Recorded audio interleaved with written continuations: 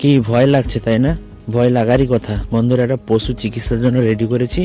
এই পশুটাকে চিকিৎসা করতে এসেছি। পশুটা গলায় কাঁধ হয়েছে, তাই এতগুলো ইঞ্জেকশন রেডি করেছি। গলায় কাঁধ হওয়া মানে খাওয়া দাওয়া বন্ধ, পায়খানা পেশাব বন্ধ, জাবর বন্ধ, শুধুমাত্র তাকিয়ে থাকবে।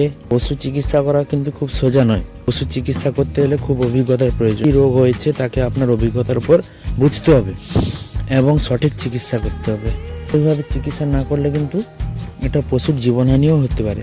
পশুটা কিন্তু সকাল থেকে ব্ল্যাক কোয়ার্টার অর্থাৎ বাংলায় আমরা কাঁধ রোগ বলি, সেই কাঁধ রোগে আক্রান্ত। এটাকে চিকিৎসা করার জন্য ট্রিপল অ্যান্টিবায়োটিক দিচ্ছি, 3টা অ্যান্টিবায়োটিক দিচ্ছি। 3টা অ্যান্টিবায়োটিক দিলে কি হবে না, তাকে চারিদিক থেকে সাপোর্ট দেওয়া হবে। 3টা অ্যান্টিবায়োটিকের 3 রকম কাজ। আর সঙ্গে একটা লিভারের ওষুধ থাকছে, খাবার চাহিদাটা যাতে ঠিকঠাক আসে। লিভারের ওষুধটা দিলে খুব ভালো ফলাফল পাওয়া যায়। আর একটা দিচ্ছি আপনার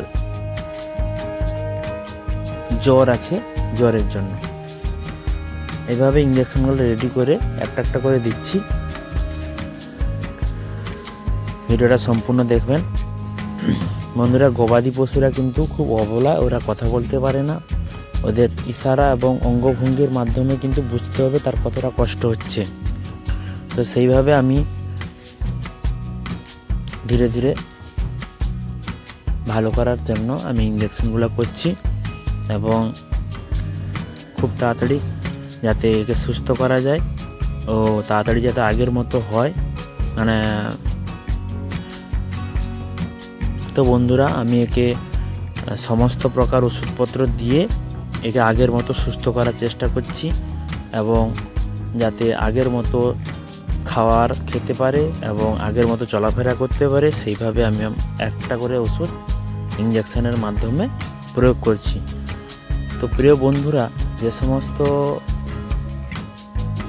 পশু আপনাদের বাড়িতে আছে বা আপনাদের বাড়িতে যে সমস্ত পশু রেখে থাকেন, তাদের কিন্তু সঠিক সময়ে চিকিৎসা করাবে। সঠিক সময়ে চিকিৎসা করালে আর কি বলুন তো, পশুদের কষ্ট কম হয়, তাদের চিকিৎসা করতেও সুবিধা হয়, খরচও কম হয় এবং পশু তাড়াতাড়ি সুস্থ হয়ে ওঠে।